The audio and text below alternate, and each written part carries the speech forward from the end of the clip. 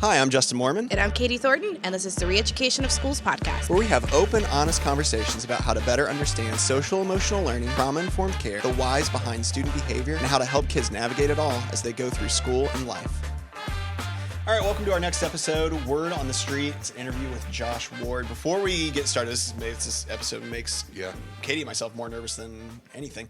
Hey, if you've been enjoying the podcast, like it, subscribe to it. Obviously, leave a review. That'd be great. We would really appreciate it. It helps people find it and helps us keep this conversation going.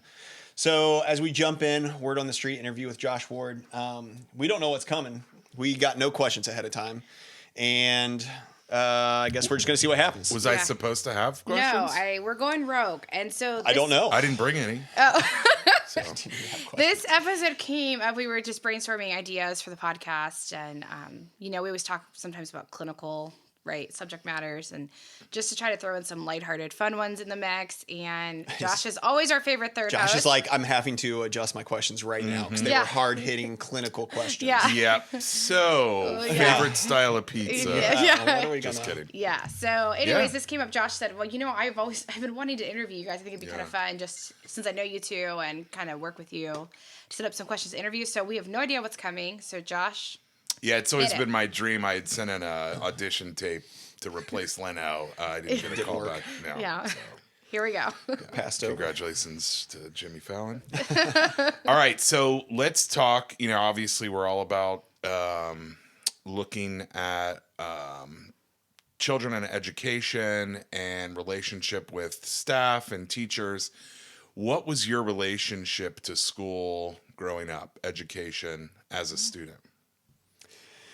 For me, I feel like education, like the educational system, school systems, especially when we were all growing up, we were all roughly the same age, in, like late 80s, 90s, was really, my learning style was really built for that. So I did really well. Mm-hmm. I did well with just sit here and listen, and hear this information, take in this information, and then, pass this information back to you to show you that I know it. In a test form. Yeah, in a test form, right? In an essay form, whatever it might be. And so I did well in school because of that. Overall, I felt like that was easy for me. I think what was interesting is to be able to recognize the things I disliked. I disliked when we had group projects. I didn't like when we had to do something that was outside of that norm, right? Yeah. Even art.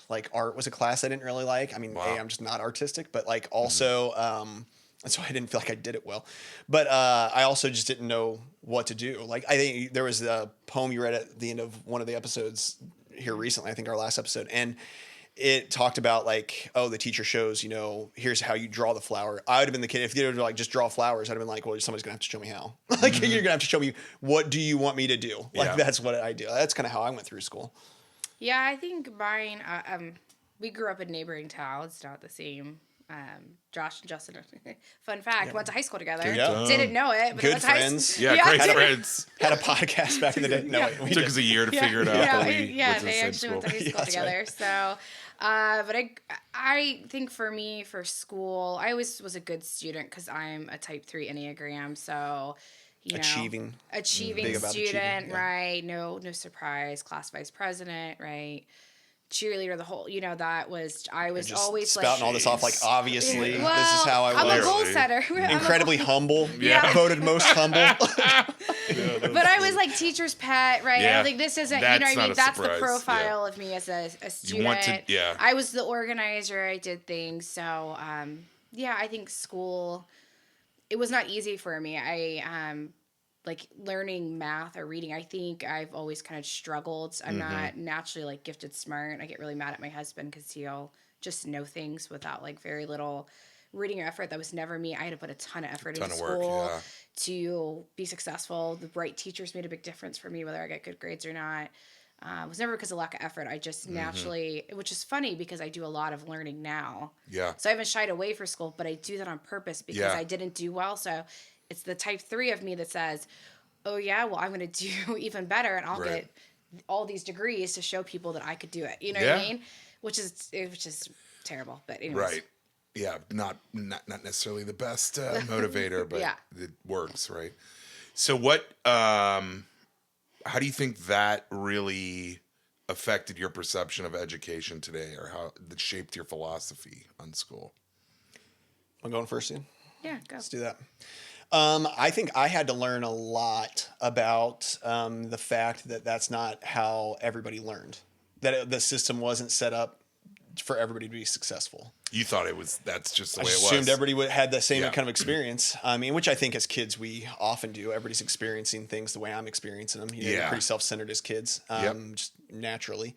And I think as I probably learned and built empathy in general, that was one of the things that I had to learn was, this isn't everybody's reality, and it's not because people are lazy, and it's not because people just don't care, and it's not because people just are brushing stuff off. It's like they are a completely different person. They Right. think a completely different way, and what's going to be helpful to them is going to be completely different. So I had to adjust a lot of kind of my preconceived notions about why some students weren't doing well real early in my career. And luckily, I started off in a place that had a lot of very veteran teachers who had been around for a long time, very specifically working.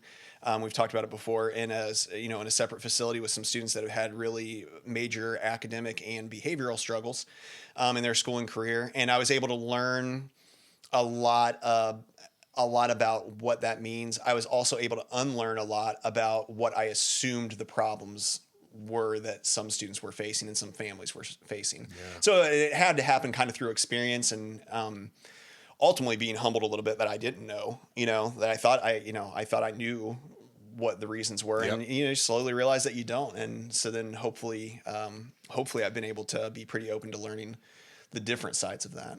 And I would say too, for me as my first couple of years of teaching, I was just mimicking what I saw teachers do when I was in school. Sure. So that was a shift too. What about you, Katie? Mine probably anchors more back to cultural experience. I grew up in an extremely diverse community, and so I was exposed to tons of different diversity, different ACE factors for a lot of people, very common. I live in the opposing rival school district, actually, where so it's kind of funny that I landed where I did, knowing where I grew up. Where I think I have been able to offer a lot of cultural sensitivity and experience, because I have been exposed to a lot of different life scenarios that people have grown up through, or cultures and those kind of things. So I think the diversity part, I feel very, very, very lucky that I was exposed to that and really have leaned on that a ton with relating to families. And it's bode me well in terms of people being able to relate to me. Certain families have really connected with me because they understood where I grew up as well. Did you always know that you wanted to be a teacher? No, I actually originally wanted to go to school for criminal justice. Oh. I went to so I was at a community college. We visit the prisons, right? I was pretty popular with the inmates. So I was like, this may not be the job for me at the time. I didn't fit the profile. Maybe it was a typical person that would work in a prison, right, at the time. Yeah. So I was like, I don't know. I wanted to help people, right? Sure. Just like I think Justin and I talk about this. I wanted to help people. I knew that. Also, I have a very artsy kind of mind, so I always thought I wanted to go into interior design. And then I figured out, because of school, I had to do a lot of math. And I was like, I'm never going to pass that math in college. That's not going to work. So you know what I'm going to do? I'm going to go teach kindergarten. Yeah. I can do arts and crafts all day and basically work with little kids with a lot of issues. What and can that's where I be landed. convinced? Yeah, what can I be convinced I know academically? Yeah. My mom I think Justin and I both had moms that worked in school, so we had a lot of experience of being at school with our parent, right? And those kind of things. So that certainly influenced some of that. So no, not initially. I was initially going to school. I had plans to be an interior designer and those kind of things. And now I just decorate classrooms. Yeah. So that's where it landed.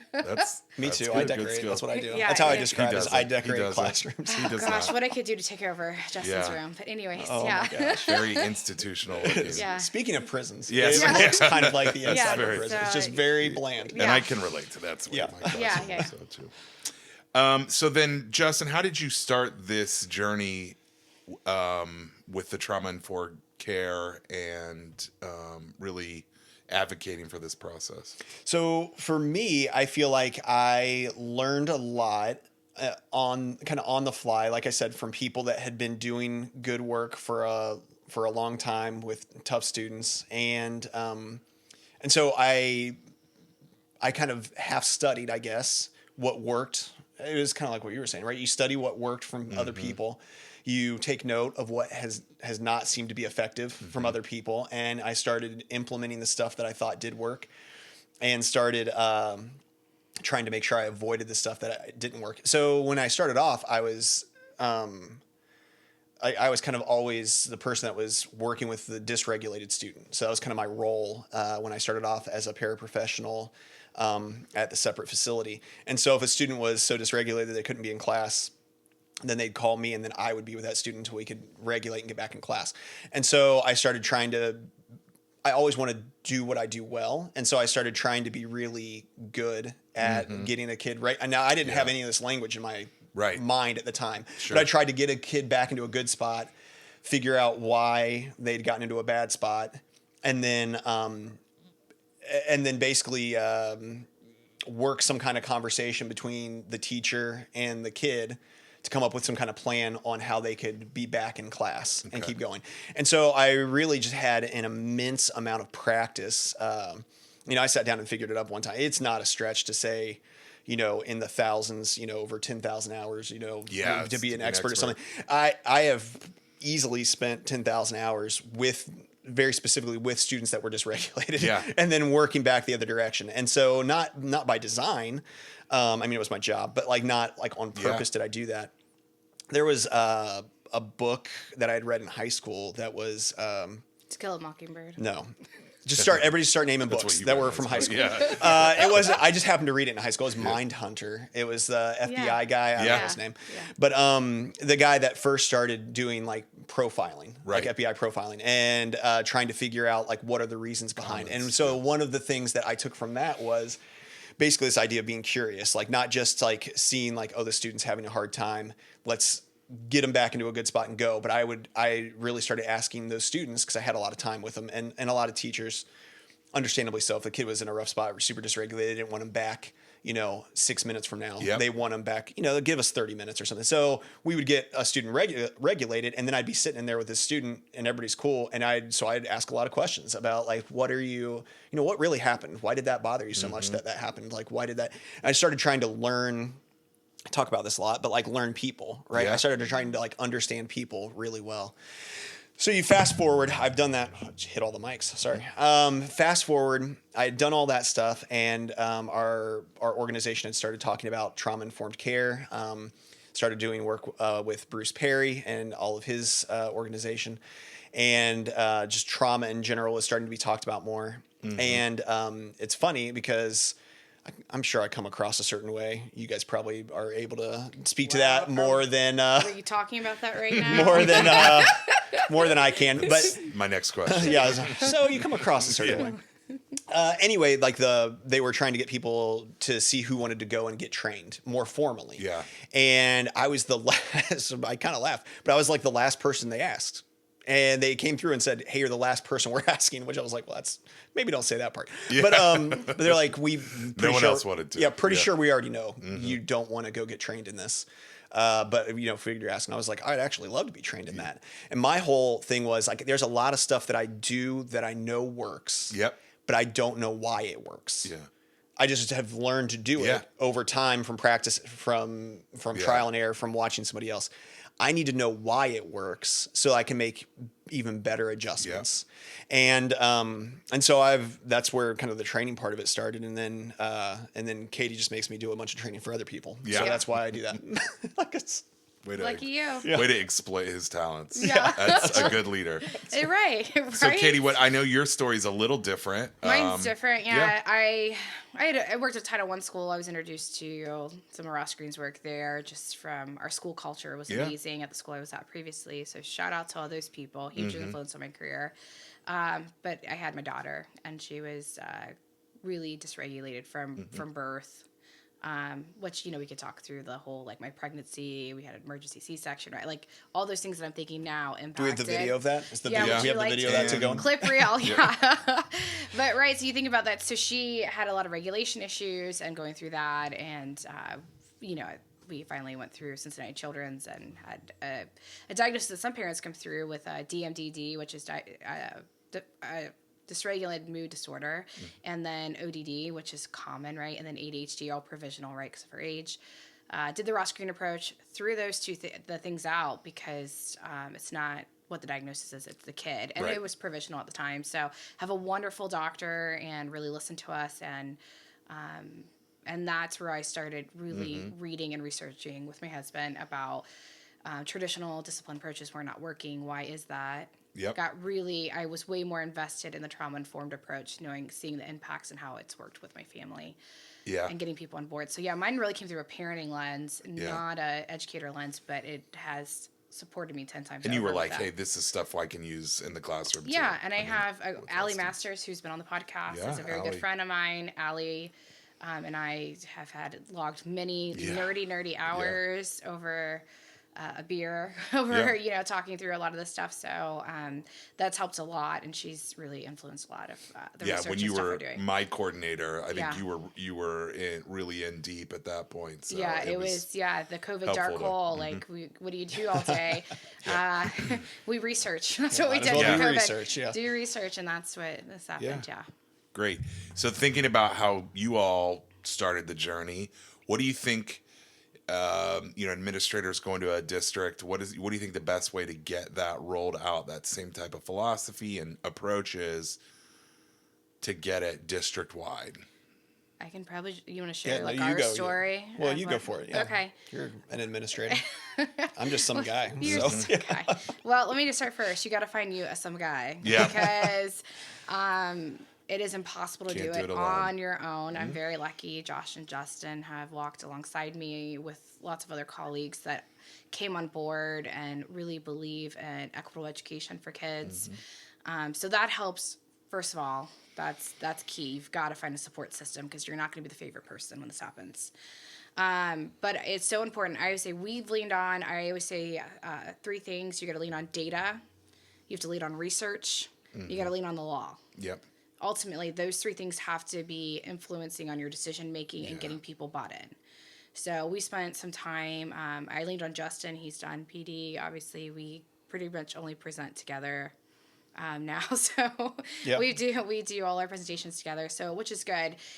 We did educational law. Kind of rolled out. Actually, what I think a lot of people just don't understand the law. They have no idea why things are at or why you can and can't do things. Yeah. So let's just start with the law. We've kind of went into the ACE study after that. Yeah. To explain that, and then Yeah, I think that's it, right? Like people want stuff to be fixed quick. And so even if you're somebody out here listening, which we hear from people from time to time, Yeah. we're like, hey, how do we get this rolled out? Or, we're trying to roll this out. It's hard. That's frequently the feedback we get. It's really difficult. We feel like we are maybe on our own. There's not a lot of other people. I think a good first step always is, like you said, like information kind of comes first. It's never going to go as fast as what you want it to. Nope. And I think that's super important to remember because when you decide to start, and you do have to decide to start, that's part of Yep. it, is deciding to start. Intentional. Yep. But then you have to be okay with the idea that it's going to be years. Like, you're not talking like months. You're not talking like, oh, this school year, this is what we're going to do, and then we're all going to be set. You're talking years of passing on information, getting people just the baseline information. These are the facts. This is the data. This is the research. This is how it starts to look. What can we actually do with that the next? educational neuroscience piece. Sure. And then I think what you're talking about now is really like the discipline, like how this impacts me. Yeah, like what do I actually do though? Like, I know this stuff, but now what do I actually do? I mean, and if you start laying it out like that, it sounds easy, but then even that part of it takes a lot, because then you're talking not just passing on that information, but hopefully setting up systems that allow people to see it modeled, to see have somebody come alongside them when they're practicing it themselves, to make sure that they're not not doing it wrong, but like just to make sure they're on the right track and that they have confidence to even try the things that are happening. But that takes a lot of like basically school infrastructure has to be created even in one building to make those kind of things happen. And it has to be done super intentionally. Yeah, I would say super intentional. You have to create forums where people can have conversations. So Justin and I talk a lot as we give organizations feedback, like those professional learning communities, PLCs, are critically important for people to have conversation discussions because people have all kinds of feelings with this. And you have to give feelings where you can facilitate conversations, acknowledge people's where they're at currently. And because we say this all the time, you talk about or teach it once. It's not like, okay, great, got it, moving on. Yeah. This will come up year and year and year again. And because people come on board at different times. The light bulb goes off at different points for people. And you have to be willing to be okay with the spot they're in. Each year, more people are understanding and getting on board. And they may hear it from us. It may happen. They may hear it from an outside organization or a book they read or another. Like, oh, that makes so much sense. And you're like, well, we talked about that. Yeah, but I told you that 2 years ago. But that's okay. That's okay. That is okay. So I think be open to having other people also share your message, and consistency, and steadiness. Because we're using data, we're using research to make decisions in the law, and don't waver from that. Because once you go back because people want to revert back to the old thing, because that was easy. Yeah. You have to be strong enough to be like, but hard. we're not, and here's why. Yeah, I mean, and I'm going to walk alongside you to help figure this out and support you. But yeah. It's a big shift having to change even the simplest of how you interact with people. You've been interacting with people your whole life in a certain way, and then having to adjust that. That's a huge task.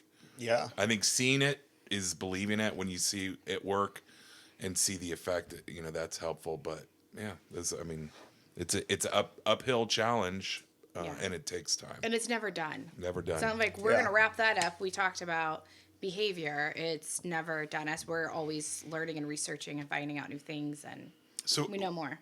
Why don't you share some of the difficulties that you've had in trying to implement, if you feel comfortable? Yeah, doing no, that? I think real early on, like going back to not being where we're at now, even like previous organization I was working for, some of the things I noticed, and I feel like this has been consistent at every place that I've watched roll this out. Not just ours, but other places as well, is that there's initially like there's like a real big like initial feeling, because to your point, like you're changing how people see or how people think about what how they interact with students and with each other, and that's very personal, right? Because it's the easy thing to think. And I think the very human thing to think right away is, so you're telling me I've been doing this wrong. We've had people say that exact phrase. So you're telling me I did it wrong for 7 years. You're telling me I've been doing it wrong for 13 years. But you can't think of it like that. You think of it, you were doing your very best for 7 years, for 13 years. And we can always be improving. I would like to believe that 5 years from now, 7 years from now, we'll look back and we'll be like, oh, I wasn't doing it wrong, in 2024, but I hopefully am improved now in 2030, from where I was there then. I hadn't just arrived in 2024. So I watched people, like, I think the big challenge is people initially are like, no, I'm out. Yep. Like, it's just a hard no. Like, this, I'm not going to do this. And then I think you have to realize that then people want to justify, myself included. I say people, myself included. You want to start justifying why you shouldn't go this route, why trauma-informed care is bad, or why some of the suggestions that are being made won't work. Yep. And so then you start going extreme, right? So we started hearing things like at a separate facility where you have some intense behaviors, right? And intense reactions from kids. We started hearing things like, well, they're saying like the kids can just do whatever they want. Right. So if they break 4 windows, that was it. That was what was, and like, that's what you told us, and you're like, well, I mean, come on, like that's not, but you have to be able to weather, that's what's hard. You have to be able to weather the initial response from people that's hard, that's rough potentially, and realize that if you stick with it, sometimes those people that initially have the biggest reactions are the people that are the ones that are the biggest supporters really and the best at implementing it later on. But you've got to stick with people. Don't write people off. But I think that initial, like as far as difficulties, initial pushback is very daunting to people if they try to start something and the initial feedback is so rough that they're like, well, I can't possibly, there's no way I can't we're gonna do possibly this. keep this Yeah. going. Yeah, I would agree. I think feedback's hard. I think when things don't go, because it's never perfect, right? We're working with lots of human dynamics in the mix, right? When things don't go perfect or they're tricky or hard sometimes default, you become the scapegoat of why things are, and make lots of mistakes. Like, I could be the trauma expert and make lots of mistakes all the time. It's not perfect. Finding the balance of not doing all the behavior stuff all the time. I've struggled with this because I lean in that because I feel like I'm good at it. Not doing all the behavior stuff. Oh, remember, I got to swing back and let's talk about science of reading. I gotta go help cover your duty. Yeah. I gotta go do, right. So keep a balance. That's been a hard thing for me, not leaning all in on the one thing. Learned, especially when if you're able to identify that it's a big need in the building. Yeah. Then but also there's other stuff to the school day than just the behavior. I think Justin and I kind of figured out, like, learn when to stop talking about it for a little bit. Yeah. Give people a little break. Yeah, you can't just you can't just keep the gas pedal down the whole time. Partly because, again, it is such. I mean, there's a lot of people's own personal backgrounds that then come into play, and stuff that we've had various staff at our school, but we've also had people like from all over the place. Trainings, that are like, man, this hit home because this was my experience as a kid. Here's my and so A now score. I'm having a real hard time, Yeah. like, working through some of that. People need time. That's part of why it's not a quick process, right? It's everybody's doing their own work on themselves too. Yeah, and I say steady, steady, steady. I mean that in terms, like, you're not changing your philosophy or your approach at school, but maybe learn to stop talking about it, like, in a staff meeting. Yeah. Give people a break. Maybe Just have a shut up little. about it for Maybe just a have a little little fun sometimes. Yeah. And I'm figuring that out. Yeah. So, how do you guys have fun? What do you do for self-care and for? This is fun because we are so completely opposite. And So different. not a lot of joint self-care events for the both of you. Yeah. Not really. Yeah. We spend a lot of time together, but we don't. Yeah. But we just different lives, right? Like, so. But we're good. I always say we're good balanced. I think for that reason. So Yeah. I mean, share what you do, because this is going to be completely different than what I'm going to I say. mean, I am, like, again, if you want to go Enneagram wise, 5, like, right. I tend to only have, man, I'm going to hit that mic like 1,000 times. Yeah. You guys are. I'm just going to do it on purpose now. Yeah. I'm just going to punch it. Just might as well get it out of the way. That'll be more time I'll have to edit. Yeah, anger. Just a lot of anger issues is what I'm really working through now.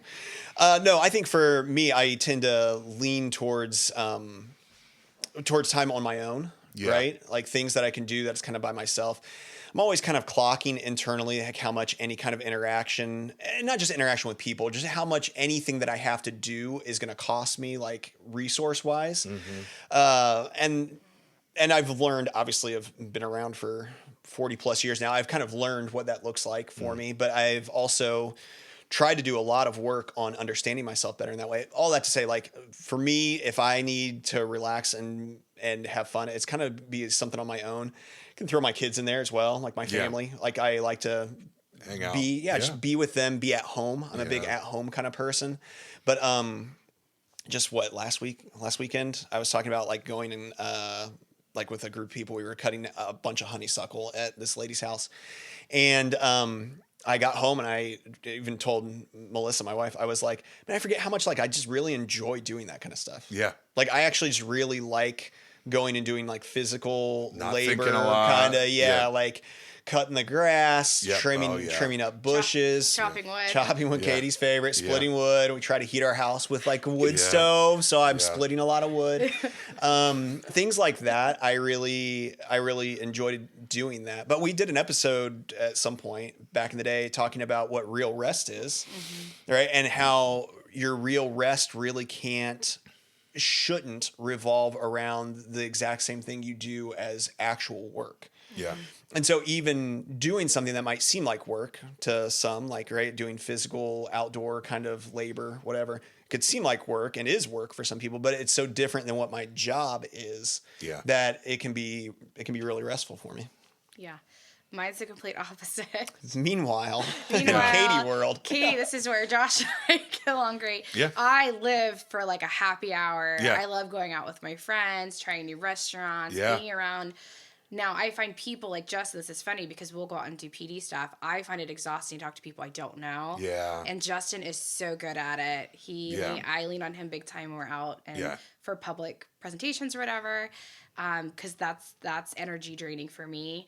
I enjoy my close and like a safe circle of people where there's no public perception. Right? Let your hair down. Let my hair down. Have a great time. I love going out and doing things like that. I CrossFit, so that's been a good avenue for me to go out and like self-care, relax, connecting with friends. I like to be around people, so people really get into CrossFit. I should mention I do love my husband, my kids. We do a lot of family things together, right? Right. Yeah. And I don't dislike people. I it's just that it wears on you after a while. My energy, that would be recharging for you to be alone. Yeah. If I am drained, to be alone is not good for me. I need people to bring my energy back up. Right. It's like just the opposite of how. It's like introvert, extrovert kind of mindset, right? Yeah. Yeah.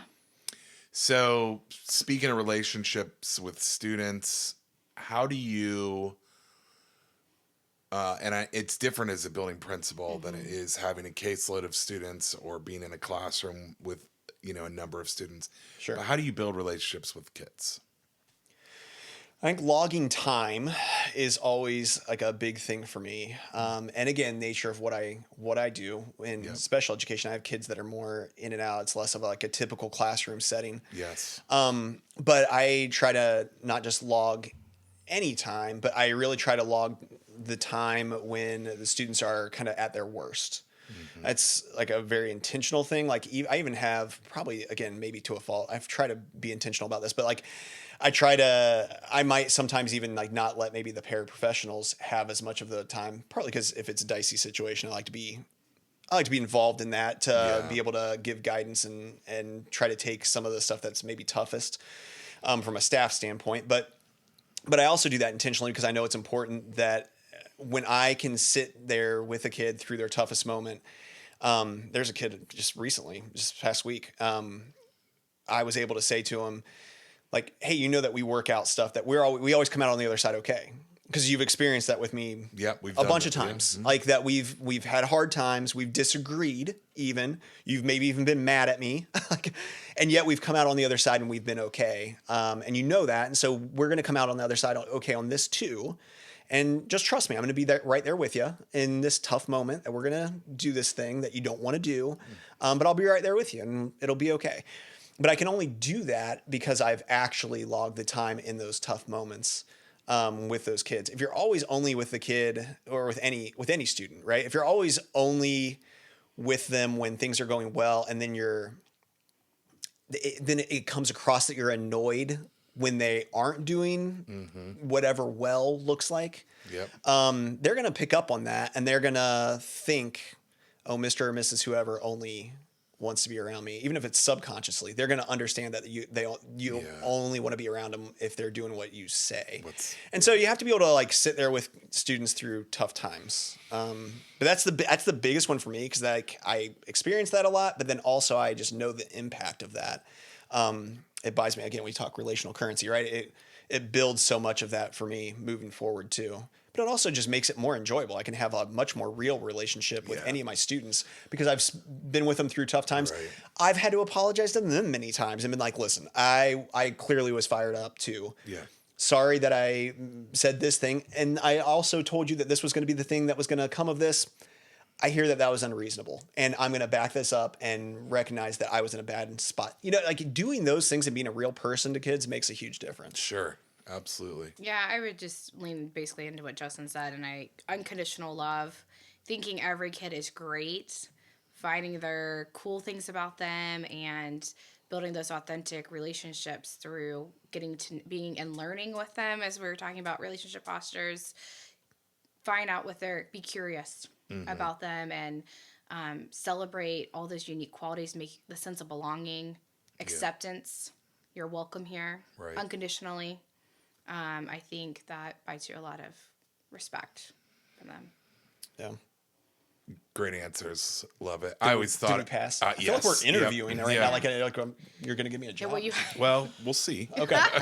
We'll see how you it should goes. continue this Got podcast. a lot of other people you got to talk to still. But I like how when talking about logging those hours, and I do think that's the most enjoyable part of what we do is being able to talk with the kids and understand. And I know way more about like Pokemon and Sure. things that I have zero interest in Yeah. because I let them talk about it. Now, and kind of focusing back on the teachers, what would the advice be that you would give to someone starting their journey in trauma-informed care? Like specifically as a teacher. Yeah. I mean, again, I think that there's to start, like make sure you kind of know what you're talking about. You understand some research. I'm not saying you don't start at all if you don't know everything. Like, don't do that because you'll never know everything. But also know what you're talking about enough, because I think a mistake that sometimes is made that I see is that you can lean real heavy on people that are usually doing this work on their own. Tend to do that because they are fairly empathetic, and not that other people don't care about kids, but they have like a really deep care for kids, right? And students. And the mistake that can sometimes be made is leaning so heavy on the empathetic, caring side that you almost become a pushover a little bit, and that kids are allowed to a little bit do kind of what they want. So don't lose sight of what a real healthy relationship is. Because we say this all the time, but it's a good time to say it again. Because there are expectations and there are boundaries in good, healthy relationships, Right.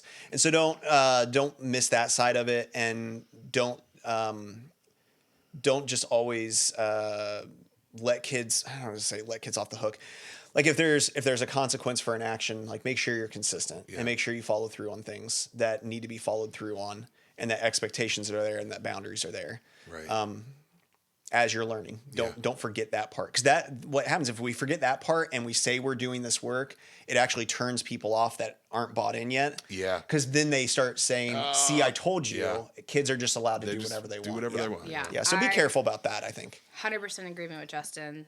Just through. I'm gonna make you start answering first, so then I can be like, "Well, I'm just 100% in agreement." Next with one, you. Katie. Yeah. You're always That's in right. 100% agreement with me, though. So. there you go.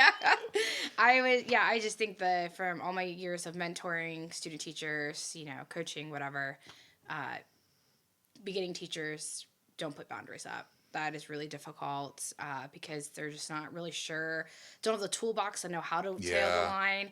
So I think that's the thing I've coached through most is like, you why are you stop letting them, that doesn't mean you don't love them. Unconditional love does not mean that, but but you've got to put the boundary up.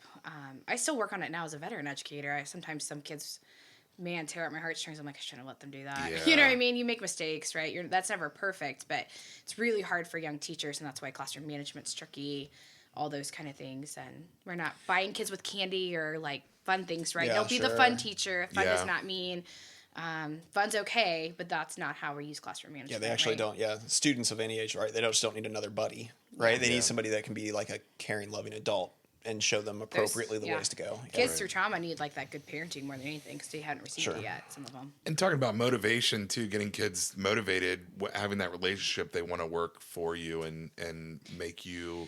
Yeah, kids don't learn from people they don't like. That's right. Right? Yeah. We know that. Yeah. Excuse me. We talked about advice for teachers.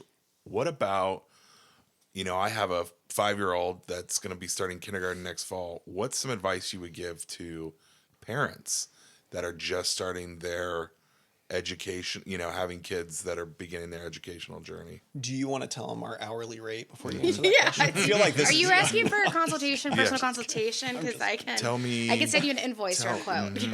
No. You're up, Katie. I probably have the kids. My kids are a little closer to that age because I have one That's true. graduating kindergarten this year. So, But even think about the and been a parents kindergarten that. teacher. Yeah. I think just those family routines and structures. I think some people get so caught up with trying to make sure their kids are excelling. That we want. So they're like, I got them tutoring, and we do this all this homework at night, whatever. I'm going to go back to Dr. Julie Biddle's episode of play. Let them play. Yeah. Get your kids outside, play with them, take your kids out in nature, hike, walk, find a very well balanced life. At school. I think I'm pretty vocal about this. I'm anti-homework for the most part. Yeah. I think we have societally pushed our kids to a capacity that's not even fulfilling yet, and that we've got to find the balance in SEL behavior, the relationship connections with parents. Everybody's doing stuff on the computer, on their device, whatever. Have family dinner. That's what I would tell parents. They're going to be fine. Yeah. And if they're not fine, we have systems set up in school that will catch and work and intervene. Right. You just love them and do the relationship and develop them as a whole human being. Let the school do the academic piece. Because that's hard enough as it is. Yeah, right. That's a hard job. Like just being a parent's a hard job. Yeah, I think consistency, consistency doesn't always have to mean like you do the exact same thing all the time. Every day, yeah. But I think being a consistent person to your kids is important. I think you can only do that if you've set yourself up to not be overfilled. What, a couple episodes ago, last episode, we talked about like those parts of relationships. One of those things was if you're filled up, right? You can't actually take anything more on. Be aware of how busy you're making yourself as a parent. Yeah. Stop overschedule. I see overscheduling. Yeah. We talk about this a lot. It's so bad for family dynamics and for kids. Yeah, because if you don't have anything left to offer, then your kid's gonna get just the what's ever left over of you, and that's gonna be hard. That's gonna be hard for them. But being really consistent is huge. And if your kid is struggling, that's like a great place to start, is with consistency. Like start looking at that. Like, what can I do that's consistent? Because that's gonna provide an amount of stability. Even if it's like, as a kid starts kindergarten, preschool, whatever it is, hey, when they come home, what's their like normal little routine coming home? What's the normal routine right before we go? Right. Things like that you can kind of control, because you're not going to be able to control what happens at school, as terrifying as that is when you're when you're first sending your kid off to school. But I think those things are important, and kids find comfort in that kind of across the board. And like a lot of the stuff you said. Yeah, I think we're on the same. Like, right. But like it is. We're on the same page about that. It really is. Like, have fun, make it enjoyable, right? Make life enjoyable for your kid. Yeah. And stop asking, how was your day? Right. They're always just going to say good. Yeah. And start asking more poignant questions like, who did you play with today? What was hard today? Value in that. Yeah, value in asking some more specific questions. I think parents get in a rut to say, "How was your day?" Good. Yeah, I always do that. What'd you learn today? And I don't know. Yeah. So. Yeah. I think that's great advice, both for the teacher and both for parents. What's the time? Do we have time check here? 40 minutes.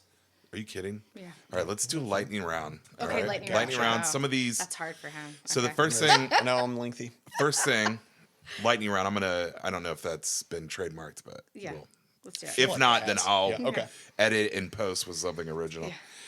But what would you be if you were not an educator or in education? I would be interior design.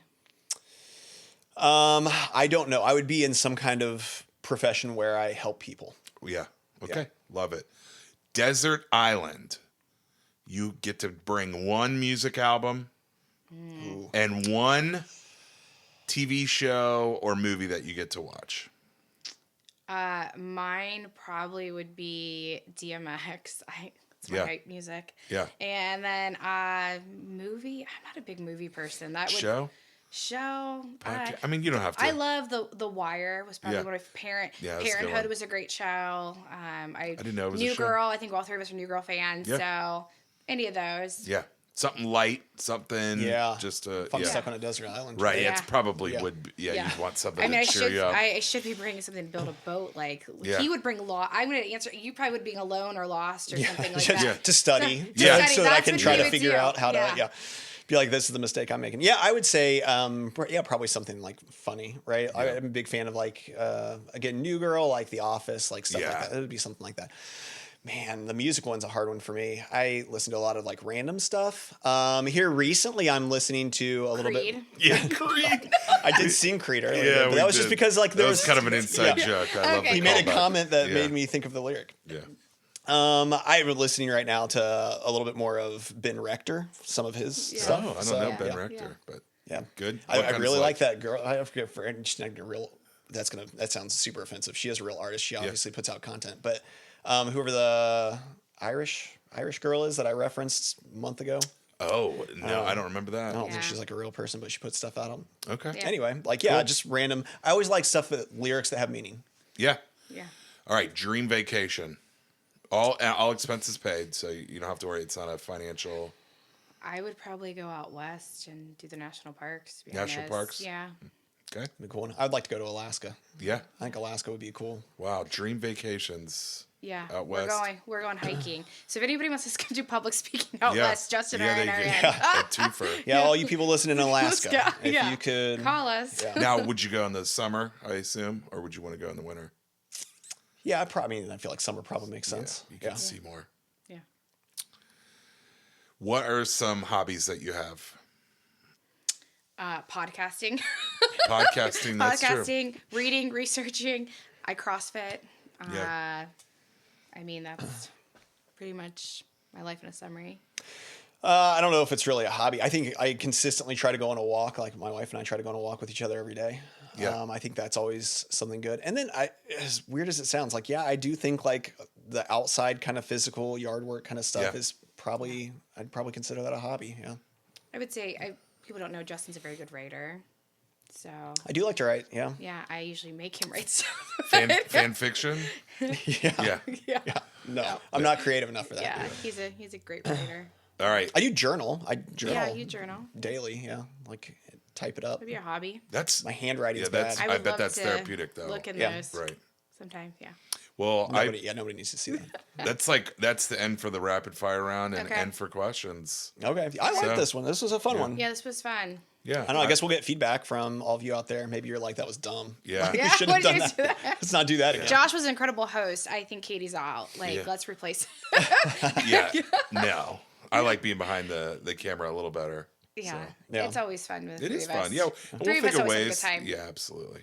Yeah, I would say as we kind of wrap up, like if there are questions you'd like to have us answer, like that are, I guess to some extent, if it's too personal, we're not answering it. But that you'd like to hear kind of less our normal format and more something like this, man, send those in. I'm sure Josh would be happy to fire off questions at us again and kind of take us through like a fan questions kind of situation. Is there anything that anybody have a takeaway from this one? We're usually into that way. I don't know if there's one. I definitely think what we should do is all of us rewatch New Girl, and then we'll do a podcast to review like every 3 episodes and what we liked Yeah. about it. So we'll just start a new. just a new podcast. Yeah. It'll just be a new podcast. Yeah. No, I think my takeaway is super lucky to have both of you, as all three of us get along really well, and different relationships all three of us have, and feel lucky that I have the support system. So. I'm gonna put some really soft emotional music Yeah, in. Yeah, that's right. mine. Yeah. Yeah, I think again, I always say this, know yourself well, but have people that know you well too. Like, and have a group of people. True. I probably right? could have answered all those questions for you. Yeah. I've probably been somewhat. Yeah, spot on. we could do that next time and do like a newlyweds game show. Why would format. you say? Yeah, Yeah. What That's questions dangerous. can you answer? yeah. Definitely lead to probably people fighting each We'll other. probably Yeah. get a fight after it, and then maybe we can talk through our fight on the podcast. Yeah, that's Yeah. gonna be. Seems like that's always what you like to do. Is if you feel like I disagree with you. And it's Oh, starting. here we go. And we're out of time. No, so thank you guys always for listening. I hope you guys not just enjoy hearing like the content that we put out. Hopefully that's the case. Hopefully it's helpful. But hopefully you've also started to get to just know us better. And even if you don't actually know us for real, hopefully you get the feel that you do kind of know us and that we're part of your team too. I think that's important to us, that we always come across as being pretty real, pretty authentic, that we don't like to say that we have all the answers or anything like that, but this is actually a helpful kind of thing, and normalizes a lot of the feelings that maybe you guys have and situations that you guys find yourselves in, and that you get help through that. As always, just thank you for joining in with us and being a part of the conversation, Yeah. and let's all go out and do the work. Let's do it. Let's do it.